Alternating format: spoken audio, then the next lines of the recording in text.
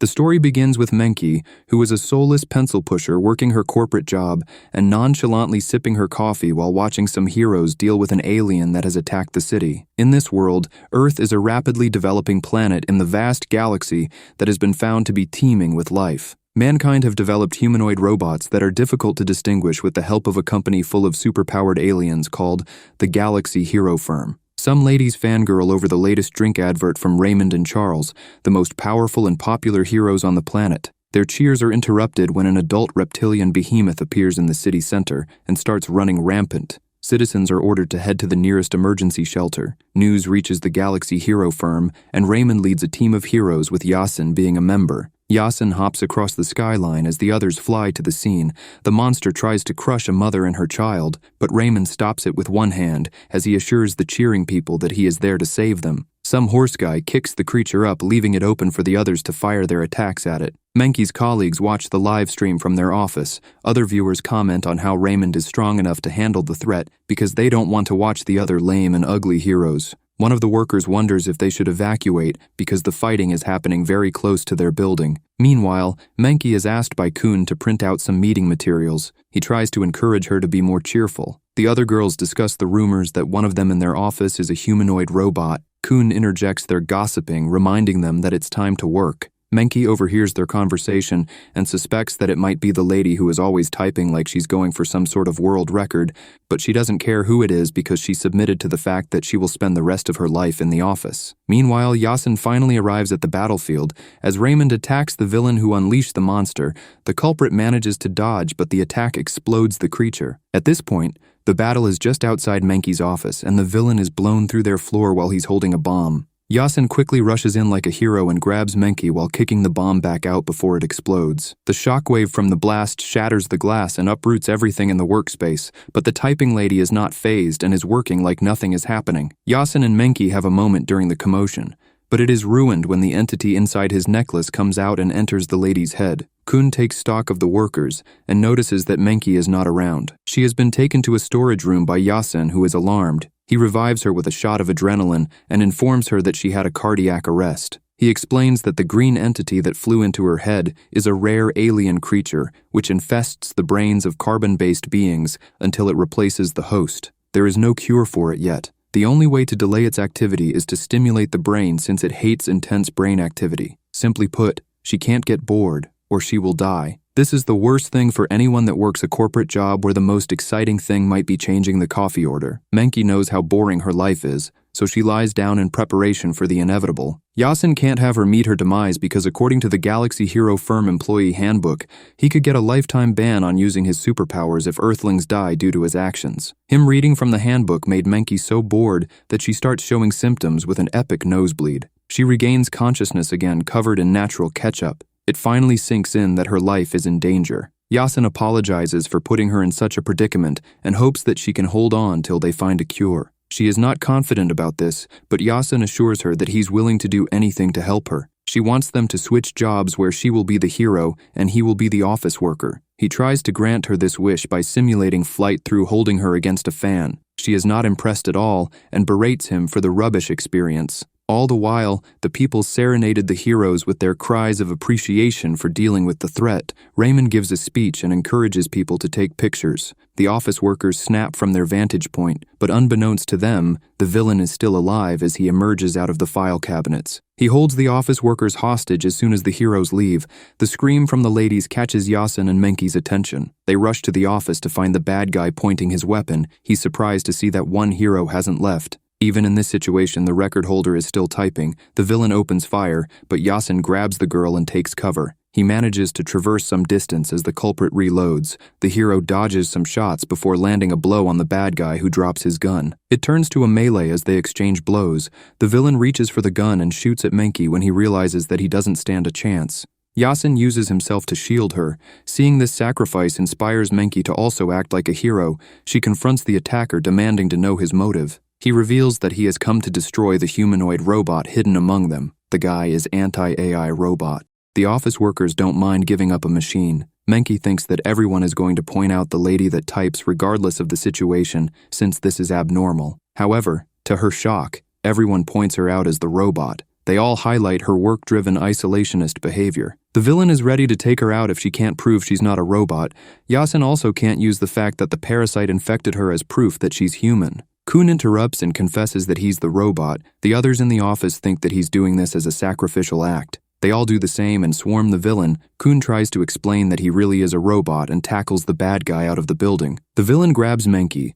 Yasin follows by diving out and manages to land first to try and catch her, but he completely misjudges the trajectory as the trio crash to the ground. Luckily, Kun the robot cushioned their fall, and she also landed on the villain, so she's still alive. The office ladies cry after seeing Kun's destroyed body because he was so perfect. As Menki makes her recovery, she recalls how average she has been in all aspects of her life. The flashback ends with her feeling a lot better as she entertains herself with various forms of media. She suddenly throws a tantrum when she starts to get hungry and bored. Yasin runs around to make sure that she has new entertainment before making a nice meal. Menki demands he feed her, which he reluctantly does as he asks her when she's going back to work since she is healed now. She bluntly states that she's not going because it's so boring, and the hero is responsible for her till her alien illness is cured. Yasin just leaves to go to work, prompting Menki to call the office to inform them to go through with her resignation formalities. She confidently goes to the office to complete the process, but is stunned to find Yasin cleaning the windows. He confesses that he couldn't pay for the damages that he caused during the last mission, so he's working off his debt.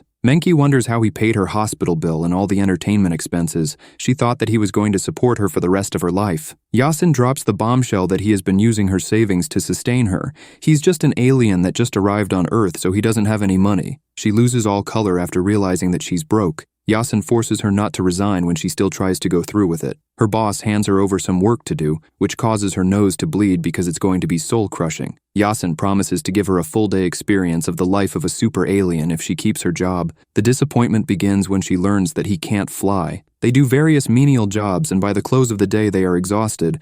Menki is sure that most of the things they did could be completed without the need of superpowers. Yasin officially moves in with her because he doesn't have a place to stay. Menki feels like she has been scammed and turns on the TV to show him the work of real heroes. Yasin reveals that superpowered aliens are divided into classes. She doesn't argue and just goes to sleep. He must keep shocking her throughout the night to keep the parasite from eating her brain. The lady wakes up the following day feeling weak but oblivious to the life-saving procedure. The exhausted alien serves her breakfast and is surprised that she has decided to go to work. He also heads to the Galaxy Hero Firm's HQ to find information on how to cure the cardiac parasite. However, he's not high enough level to view the information, so he goes to the general manager Deary's office, but he is kicked out by the boss for asking useless questions. All the while, Menki is forced to go home early because the parasite is acting up due to her boring work. Yasin can see that her vitals are getting worse from his phone and worries that she will lose her life if he doesn't get control of the situation. He starts by taking a 5-star difficulty mission to make some money. His colleague called Gray notices this and teases him for taking the mission because of his new girlfriend before volunteering to help him. They go to the mission area and immediately fail because they are not strong enough.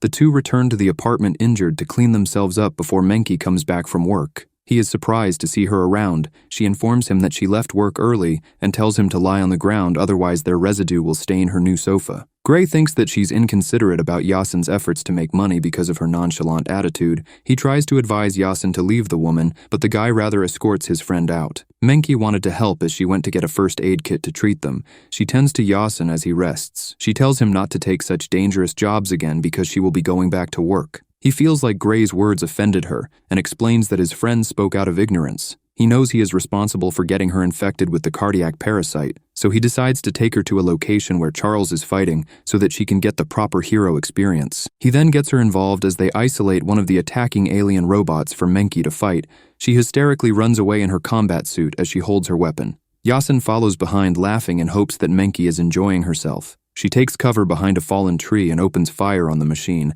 but it doesn't take it down as it continues to charge at them. It launches her in the air as she low-key appreciates this more dangerous yet free lifestyle. Yasin instructs her to throw a grenade at the robot. He catches her as it explodes, taking out the machine behind them. He commends her on her victory, and she starts to cry with relief. As he consoles her, it is revealed that the robot was being controlled by Gray. During that interim, Charles finishes off his mission as some fans take pictures. Yasin later informs her that she made the headlines as part of the effort that prevented the alien attack.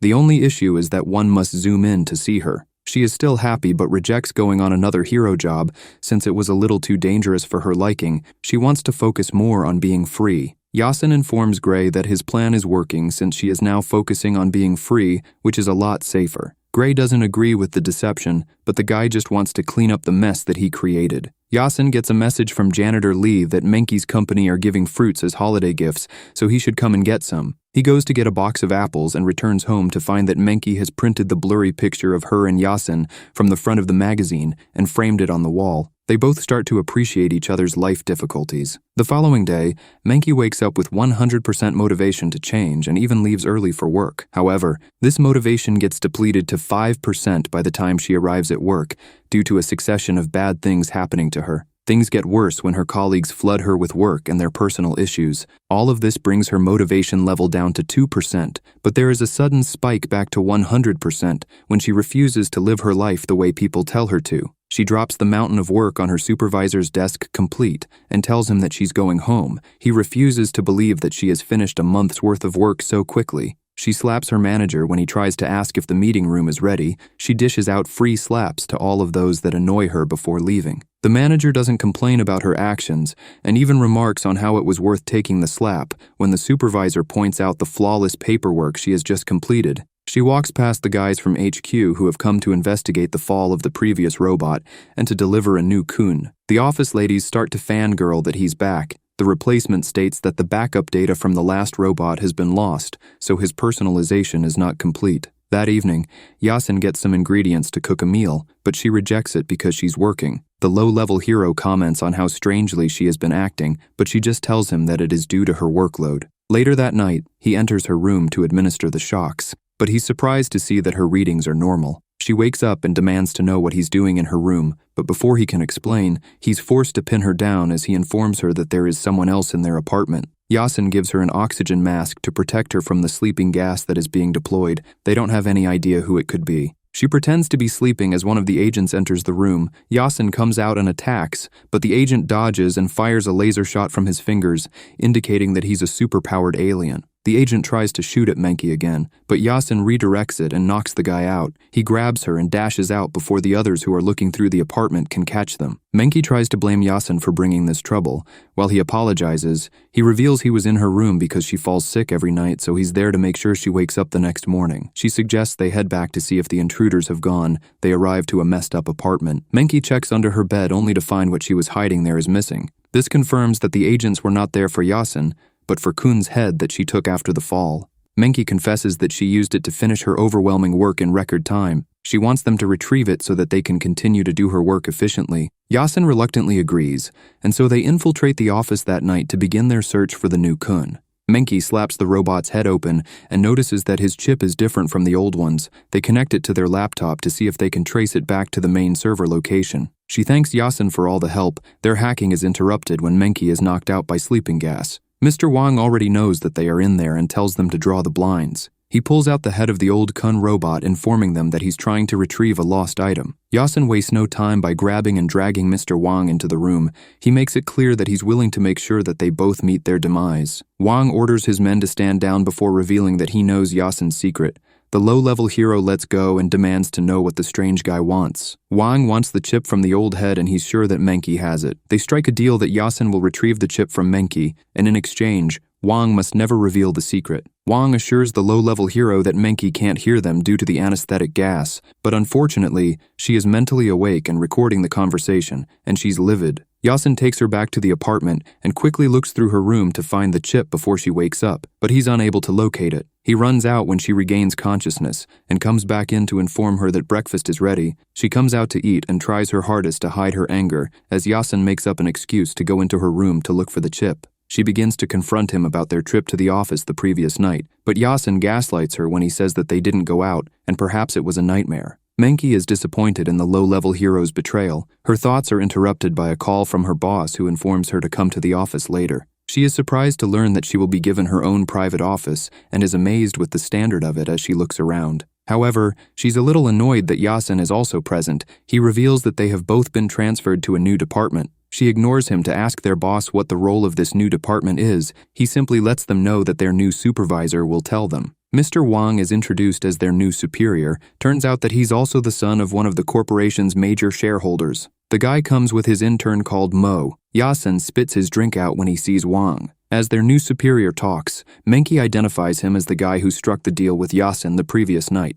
The billionaire boy is shocked to see that she's awake, but he's sure that she will not be able to recognize him because the anesthetic is still in her system. The boss excuses himself so that the new department can get started. Wang shakes their hands as they get more familiar. Yasin grabs him so tight that Wang's hand goes purple. The hero just doesn't want their cover to get blown. Menki pulls out a fake chip, revealing that she picked it up from the office. Wang quickly grabs it and is excited to have retrieved his target. Menki drops the bombshell that it is fake and that she heard their deal the previous night. Wang tries to call her a thief, but she counters, claiming that Wang used his memories and personality to create the old Kun. Androids with human memories are illegal due to the ethical concerns. Menki wants him to do her a favor, or she will call the police. She sympathizes with Wang's reason for creating the android. The guy wanted a perfect version of himself that can meet all the expectations of those around him. She wants him to make a perfect android substitute of herself. Yasin is against this because this is just an extreme deflection of the main issue. He also doesn't believe that machines can replace humans, but she tells him to shut up. Wang suggests they put this to the test to see if his dad will notice the difference. Menki returns the old chip in the robot who has dinner with his father. The old man is impressed with the changes his son has made to his life. The robot almost gives himself away when it extends its hand to prevent some tea from spilling. However, it manages to convince his father that he made modifications to himself so that he can achieve more. His father is moved by the gesture, but he advises him that he doesn't have to do things that he doesn't like. The real guy gets touched by this and rushes down to go hug his dad, but it is revealed that his real dad was also doing illegal research on androids as he snaps the neck of his clone for saying that Wang can do whatever he wants. The real dad is happy with the changes his android son has made. Wang is hurt by this and runs away, wanting to cut ties with his father. The old man is not bothered because he currently has the perfect son in the android. Menki gets a giant nosebleed from watching this because it was so boring. She frantically wakes up in the hospital and gets depressed, thinking how she's going to either live her life in a coma or in fear because of this parasite. She cracks a can of tipsy juice to try and cheer herself up. Yasin can see that the pencil pusher has already given up on herself. He gets a call from Gray letting him know that a low-level mission with decent pay has come up. He tells Yasin that he can't put a woman over his career and reveals that he came last in the monthly KPI assessment. He decides to take the job after a glance at Menki. The mission is to receive a special visitor from another planet. Menki later gets discharged from hospital, and Yasin makes her and Mo do a workout so that they are fit enough to protect themselves. He also tries to get them motivated by highlighting the benefits of exercising. Their session is interrupted when Wang barges in looking like a failed rock star that has been rejected so many times. The first thing Menki asks him is for the robot he promised her, but the billionaire boy ignores her as he reveals that one needs talent to have a music career and not just freedom. He doesn't have any talent, so he would rather come back and inherit the company. Yasin tries to encourage him not to give up on his dream till he hears him sing, and it is so bad that it almost shatters the window. The weak hero now agrees that he should give up on his dream. Mo tries to console him when a long-lived native appears before them. The humans mistake him for a deity at first,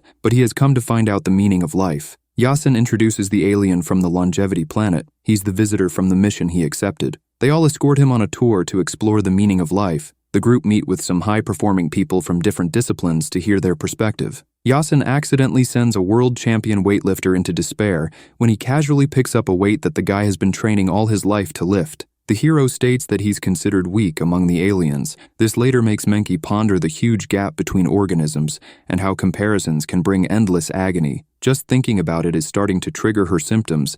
The long-lived native has seen enough and doesn't think that one can find the true meaning of life in such a backward planet. He declares the journey a meaningless one and lets Yasin know that he's about to file a complaint against him. The hero begs for another chance because he can find an intelligent person to come up with a good answer. An advertisement for the Genius Center, where one can get their questions answered, plays on the giant screen at the city center. The other world visitor and Wang are sold just by watching the ad, so the group head down to the Genius Center. The Roman carving-looking alien asks Genius Zheng the meaning of life, and the hosts gives an abstract explanation about emptiness, which the longevity native accepts. Zheng then sneakily tries to sell his online course to the audience, but they have seen too many fake gurus not to know what is going on, and start to leave.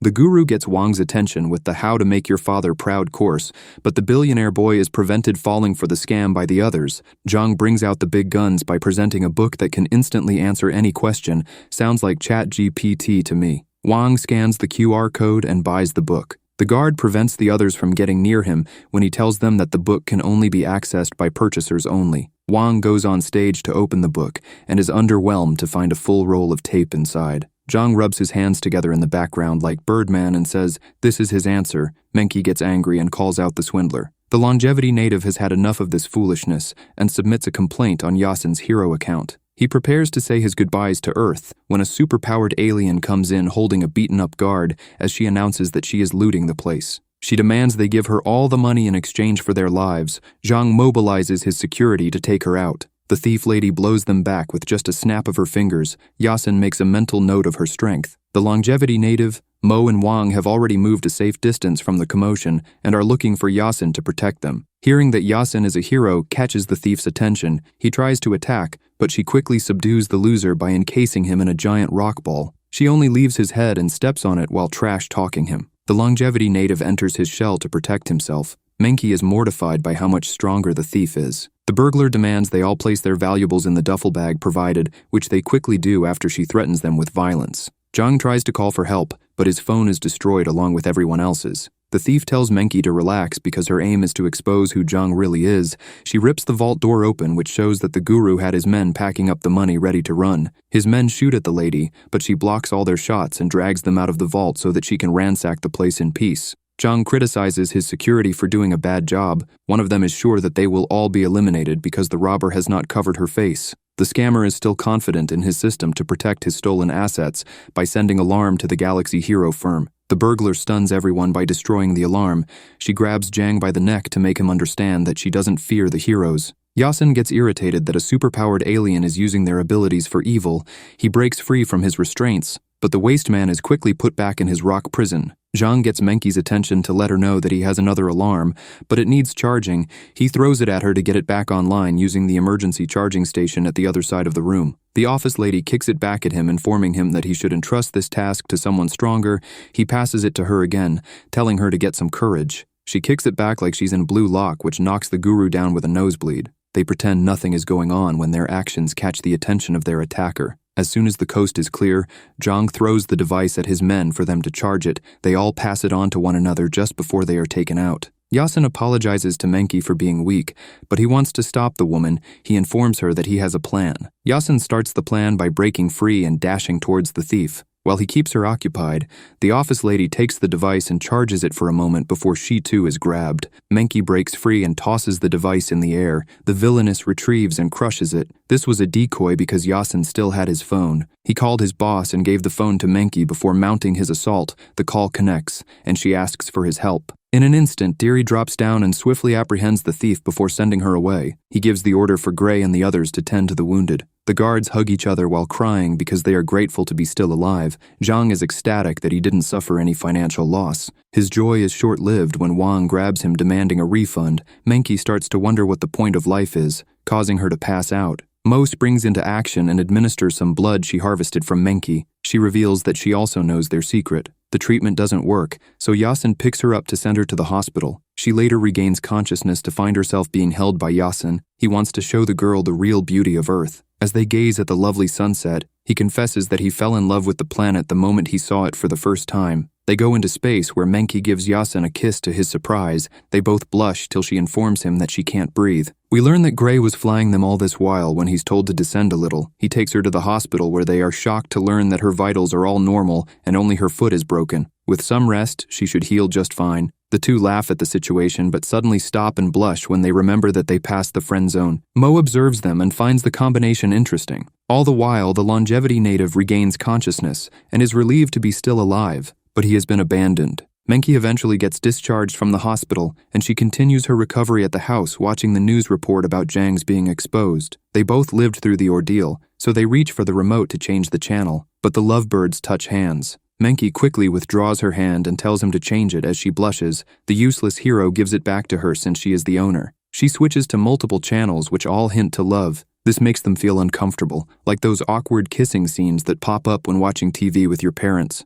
Mo joins them as it is revealed that she has been lodging in the apartment to help Menki take care of her daily needs. The assistant confesses that she also has her own purpose for being around, but she is keeping it hidden for now. She can sense the intense vibe as Menki goes to the washroom after her. The assistant listens in on Menki's panic as she tries to process these new feelings. She ends up slipping on the floor, and Yasin comes to save her. They have a little moment before he returns to his seat. He offers to give her a lift to work after she finishes getting ready and holds her as he jumps through the city. They arrive at the office and the tension between them keeps mounting. When she accidentally eats Yasin's lunch, which is spicier, he quickly gives her his drink to soothe the heat, and she notes that they have indirectly kissed because he drank from it earlier. Yasin also drops a candy in her mouth to further relieve the spiciness, and his fingers touch her lip. She excuses herself to the bathroom to have a huge meltdown about the whole situation.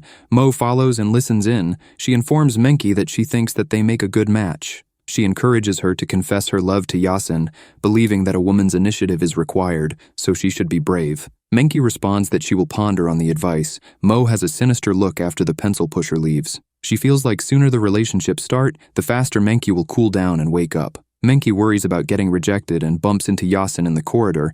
Because she is deep in thought, the super alien informs her that a mission has come up so he must leave. She is willing to eat anything for dinner when he asks. Mo overhears their arrangements and thinks that tonight would be the perfect chance. The assistant will make herself scarce so that Menki can confess. All the while, a giant slime is attacking the city center. This seems to be the mission Yasin was talking about because he deploys with the other heroes. Raymond starts the offense by landing a huge hit on the monster, which causes it to bust into smaller life forms. Yasin blocks a car from crushing some of the escaping civilians and engages the slimes with the rest of the other heroes. He exchanges blows with a bulky monster, but gets pinned down by another slime as he's about to land a big blow with a street sign. He is saved by Charles, who suggests he leaves the battlefield considering his injuries.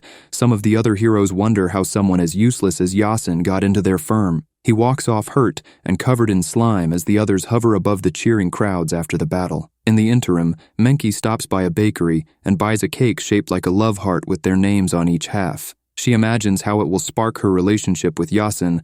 Things get better for her when she is giving a free candle to accompany her purchase. The server wishes her the best of luck for her romantic evening. All the while, Yasin removes the bandages from his injuries when he gets a call from Deary, berating him for his poor performance and how he is dead last in the rankings. He also highlights the useless hero's bad attendance and many complaint letters. The boss doesn't care about his promise to do better since he's running a company that only cares about results. This further puts him in a down mood. All the while, just before getting home, Menki throws on some makeup so that she is more presentable. She enters the apartment and is helped in by Yasin. She tries to set the scene by lighting some candles, but he thinks it's too dark and turns on the light. As they eat the instant noodles, he offers to accompany her the following day for them to remove the cast. She commends the instant noodles he has made, and Yasin apologizes for it since he promised a cooked meal. He explains that he was busy. He leaves to wash the chopsticks just as she brings out the cake. Menki turns the lights off again and lights the candles before presenting the love cake with their names on it. Yasin turns on the lights again. She pushes the halves together to hint at her feelings.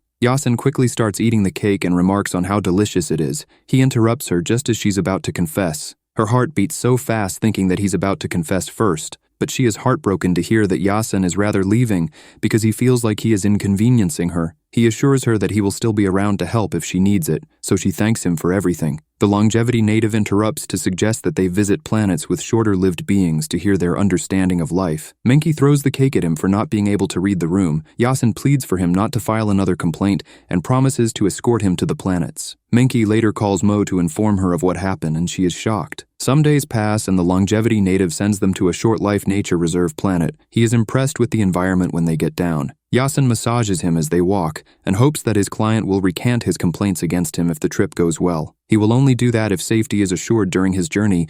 Yasin doesn't understand why Menki is following them. The girl's leg has healed, and she takes some selfies with the long-lived guy as she reveals that this is her first time on another planet and she got an invite by the client. The long-lived guy discloses that he asked her to come because she performed well by calling the heroes during the attack at the convention center. Yasin accepts the explanation, but he doesn't understand why Mo and Wang have tagged along. The assistant reminds him that she is the one taking care of Menki. Wang divulges that his father kicked him out of the family house and had his bank account blocked because their department have some cash flow problems. He joined the trip because he has nowhere to go. Yasin wants all the humans to go to the spaceship since they can't protect themselves. As they proceed, Mo whips out a laptop that informs them of the type of creatures that live on the planet. They are social beings with an average lifespan of 3 months. The assistant confesses to buying the device using the department budget when her boss asks. The group eventually finds some inhabitants enjoying their time together. The long-lived dude asks them the meaning of life, and the couple turn into a humanoid form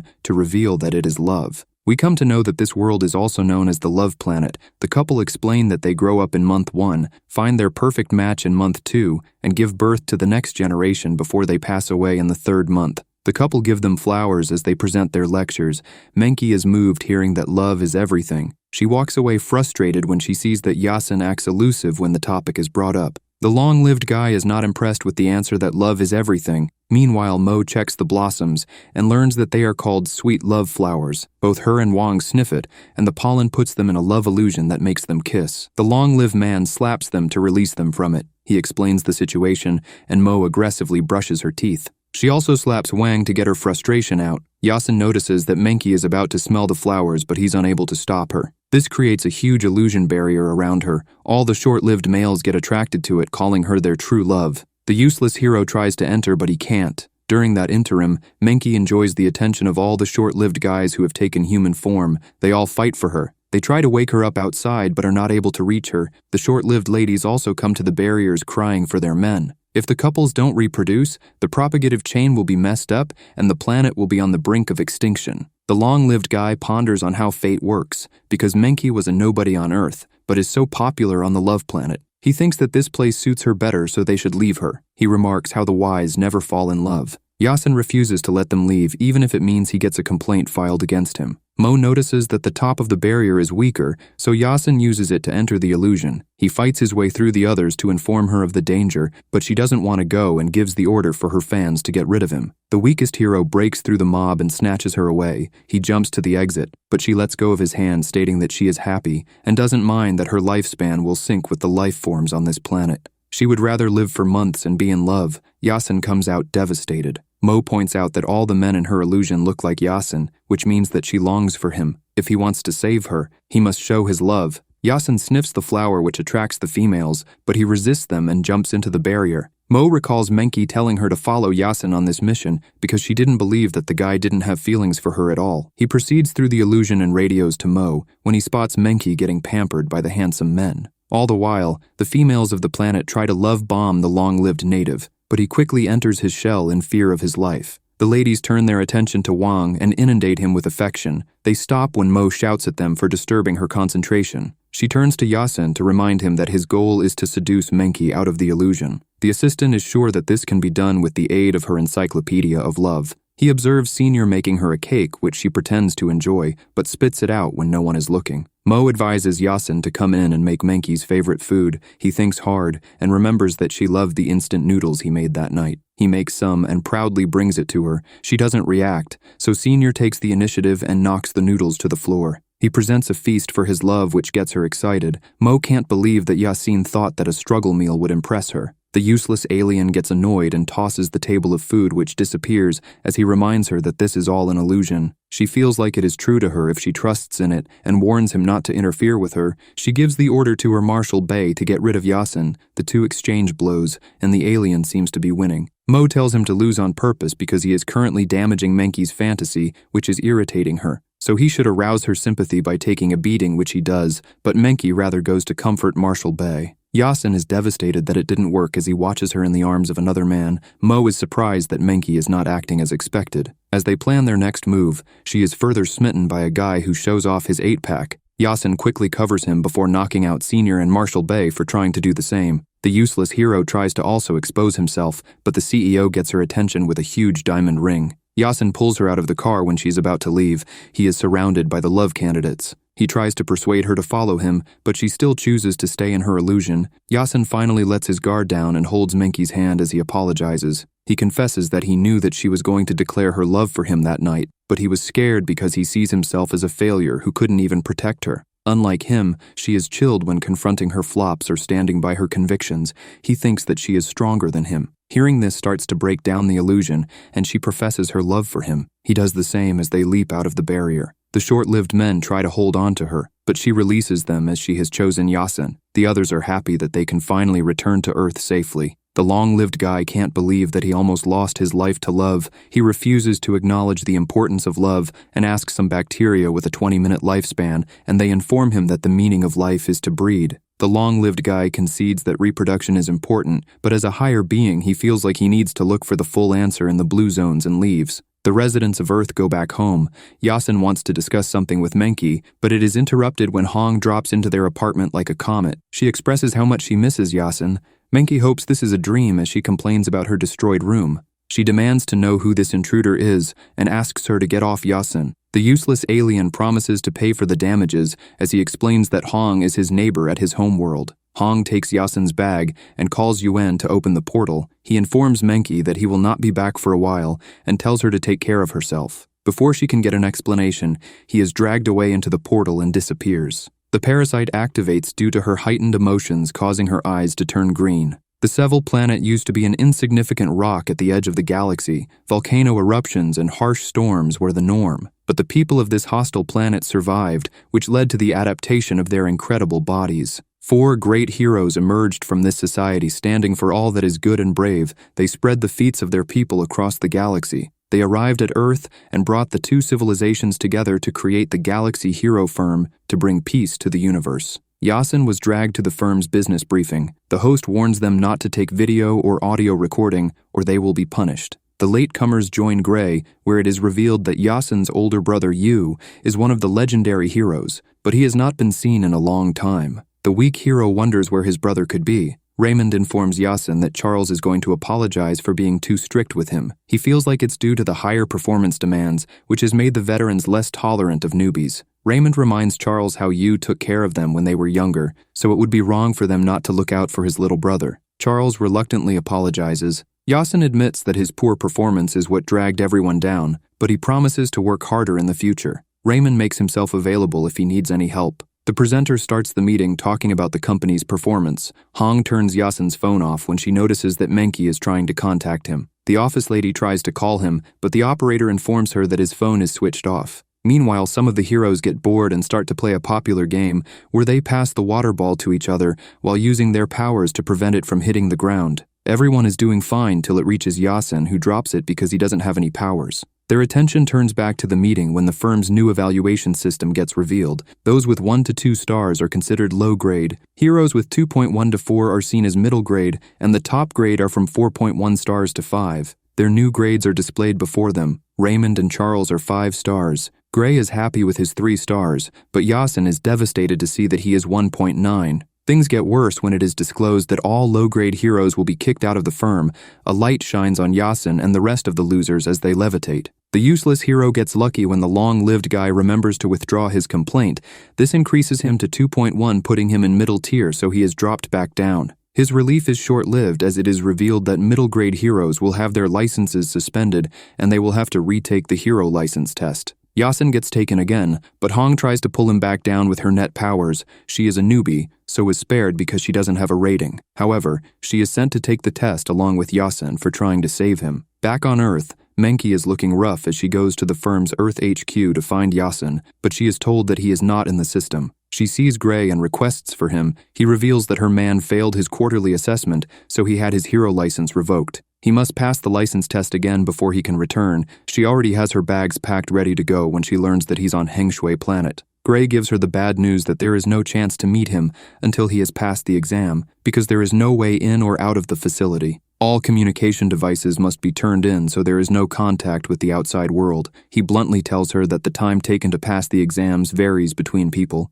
Yasin got a free ride into the firm because of his brother. Given his below-average abilities, it will take him at least a year and a half to pass. Meanwhile, Hong discloses that she got recommended directly into the firm, so she doesn't know how difficult the exam is. She guesses that Yasin's awakened power must be great for him to get directly posted to Earth. Hong blames Menki for distracting him and putting him in this predicament. Back on Earth, Menki becomes furious when she learns that Hong went with Yasin. She takes out her frustration on Gray by lodging multiple complaints that brings his rating so low that he's sent to Hengshui to take the exam. He cries on Yasin's shoulders as he says that Menki doesn't deserve his love. The instructor informs them that the test is split into 3 sections, which are written knowledge, venue practice, and practical combat. Menki lives her days in misery as she marks them while thinking about the void that Yasin has left in her life. The useless hero works hard and passes the written exam, but he continues to fail the second test as he falls into the lava. He gets seriously injured and hospitalized as a result. One night, Menki passes out as the parasite feeds on her negative emotions. She wakes up in the hospital and starts to cry that Yasin has not come back yet. Her heart rate flatlines for a moment, but she jolts awake a moment later and she activates a strange power as she reaches into the air. Things flash back to Yasin and Hong's younger days, when they struggled with the training that unlocks one's superpowers. When one awakens their abilities, they are ranked. Those with mighty powers are valuable talents and placed in the elite class with the prospects of becoming heroes. However, those with weak abilities are placed in the ordinary class and work as support staff and remain on the planet to breed the next generation of heroes. The two endured getting picked on till one day Hong activated her 10-star net powers and defeated all their bullies. She moved on to the elite class and was sure that Yasin, who she had feelings for, would join her. But as the years went by, the useless guy was still working on unlocking his powers. Presently, Hong has passed the second test and waits at the finish line for Yasin, but he finds himself in the hospital again when the giant block he's to carry crushes him. Hong cries over his bandaged body when it is revealed that he was bedridden for 2 months. He tries again after his recovery and gets the same results. Hong stays by his bedside and suggests that they cheat. She gets startled when the instructor overhears her. The old man says that Yasin seems like the type of guy that has a rubbish superpower. He suggests that Yasin get an easy job and live a simple life because there is no point in him struggling on Earth to be a hero. Hong protests this because she is sure that he has an amazing superpower. The instructor discloses that if it wasn't for his older brother, Yasin would have been sent home on his first failure. The useless hero is told that he is on his last chance to pass the exam. The old man admits that he knew the great hero encouraged him to raise the next generation of heroes, despite him having a 1-star superpower which is staring. This is why he must keep putting those eye drops. He advises Yasin to seize this chance. The useless hero recalls that his older brother gave him the cardiac stone necklace and told him that he will always be his beloved little brother no matter what. Yasin recovers and is motivated for his last attempt. He jumps on the platforms and narrowly dodges the lava that normally takes him out. He climbs up and finds a shortcut that is dangerous. The others are shocked that he took it. The instructor reveals that the mortality rate for those who take the route is 93%. Yasin accepts all the risk and takes it. Hong can't bear to see him meet his demise, so she rushes over to save him. She loses her mind and control of her powers as soon as she enters. Yasin is not affected and manages to knock her out despite taking some damage. He comes out the other side holding her and reaches the finish line with seconds to spare. The instructor is so impressed that it moves him to tears. Word of his feat spreads and all the candidates have a newfound respect for the loser Yasin. The two prepare to leave Hengshui for the final test. Gray promises to pass the first test and join them soon. As they sit in the craft heading to Earth, Hong now knows that Yasin hasn't awakened his superpowers because the cave causes those with abilities to lose control. The fact that he was fine is proof of this. He apologizes for not telling her, but she is more impressed that he kept doing dangerous jobs on Earth despite not having powers. During that interim, Mo leaves Wang with a huge pile of unfinished work when she gets an emergency call regarding Menka. She rushes to the hospital where the doctor fills her in on Menka's unstable condition. The assistant bursts into the room to find her standing near the window she just broke. Mo is surprised to hear her report that she is feeling better than ever. The doctor can't believe his eyes because she was in critical condition not long ago. The assistant pleads with him to leave them for a while. She gets Menka to sit and checks her before throwing her on the bed to get a quick blood test, but Menka evades it and tries to assure her that all is well. She thanks Mo for taking care of her all this while, but she wants to quit working for the company and enjoy life by doing something different and fun since her time left is so short. Mo holds up the bent needle to show Menka that she has superpowers. The ladies go home where Mo turns on the TV to show that all the attention are on the alien heroes. However, studies on how ordinary people can gain superpowers has been stalled due to lack of data. The assistant suggests that Menka keeps her newfound powers hidden if she doesn't want to end up locked up in a laboratory. Menka is starting to think that Mo is not just Wang's assistant. She reveals that she is an ordinary human who loves studying superpowers and wants to help. Menka is a little skeptical, thinking that she might be one of the ones who wants to use her for research. Mo doesn't deny this, but she highlights how much they have been through together. The assistant declares that she's there for her safety so they can work through this. The ladies go to a secluded location for Menka to train. Mo was expecting the awakening of superpowers to change Menka's physical abilities, but this is not the case because she is weaker than the average person.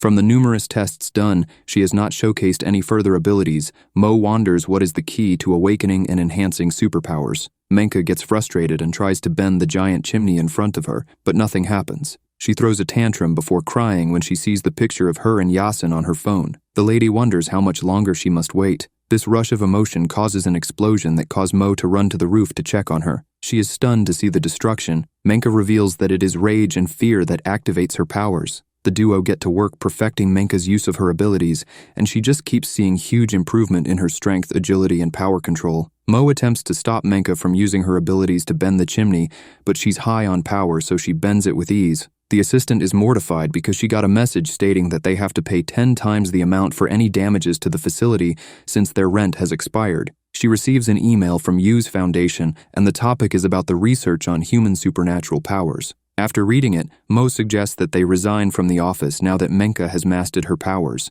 They can now be heroes that protect Earth. Menka is a little confused because she was told not to expose her powers. The duo return to the apartment and pack up for their trip. A couple of days pass and Yasin arrives on Earth to see Menka before doing the third test. He calls to her and gets no answer, so he searches the place, and she is nowhere to be seen. The useless hero tries to call her, but it doesn't go through. He is also not able to get hold of Mo and Wang, and starts to get upset thinking that they have blocked his number. He tries to think about how Menka would have been feeling in his absence, but his thoughts are interrupted when they get a message detailing their third test. They are to investigate the independent heroes of folk origin. They are told to move as quickly as possible as the target's location is given, and it is a boat. The two are given 3 months to complete the test, so they gear up and set off. They use normal transport because Yasin can't fly. After a journey by car, plane, golf cart, and boat, the duo find themselves in the middle of the ocean with a heavy tan. Yasin wonders where his brother and Menka are as he checks his phone. Just as they are about to give up, the yacht they are looking for casts a shadow over them. Yasin springs up when he hears Menka's voice. She greets him but doesn't recognize that it is her love because of his tan. She goes to inform Mo how friendly the locals are before it dawns on her that the guy she greeted is Yasin. She rushes over with joy as they reunite. Mo makes a call to Yu to inform him that their plans have changed. That brings the episode to an end.